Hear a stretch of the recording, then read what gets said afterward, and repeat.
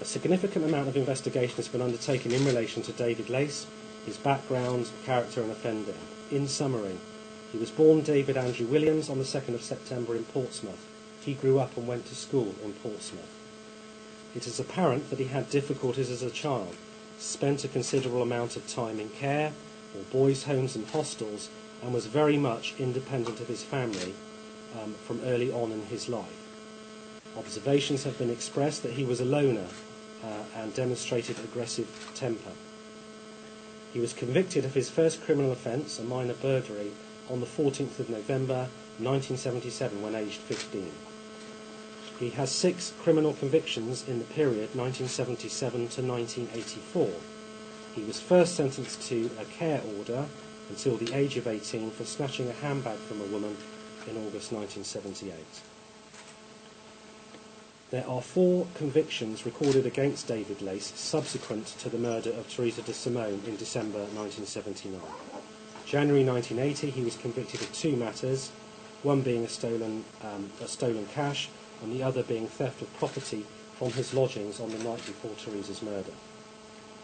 On the 19th of September he was convicted for the series of burglaries in Portsmouth and received an 18-month custodial sentence, and he served 9 months in prison at that time. On the 8th of June 1984, shortly after his release from custody, he was convicted of a knife-point robbery at a post office in Swanwick. The circumstances are that he threatened the shopkeeper with a knife, removed money from the till, and made good his escape. He was chased and detained at the scene. He was sentenced at that time by Portsmouth Crown Court to a total of 5 years and 9 months imprisonment. On his release from Dartmoor Prison in July 1987, David Lace relocated to Brixham in Devon, where he later worked on fishing boats. He lived in lodgings in Brixham, and we have been able to trace people with whom he worked and socialised. It appears that he continued to have little or no contact with his family until the autumn of 1988, when he paid a visit to Portsmouth.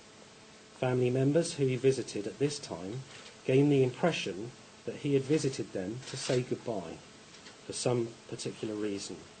He made one disclosure at this time to the effect that he had done some bad things in his time, like the post office robbery, and also was responsible for killing someone in Southampton when things got out of hand some years ago when he was young.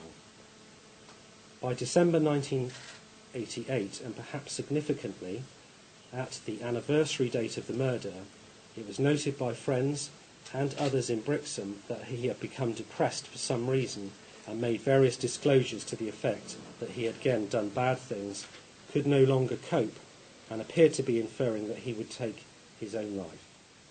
He gave away his possessions and he gave up his job. He was last seen by friends on the 7th, 8th of December, when he again stated he was leaving, and he said goodbye to them.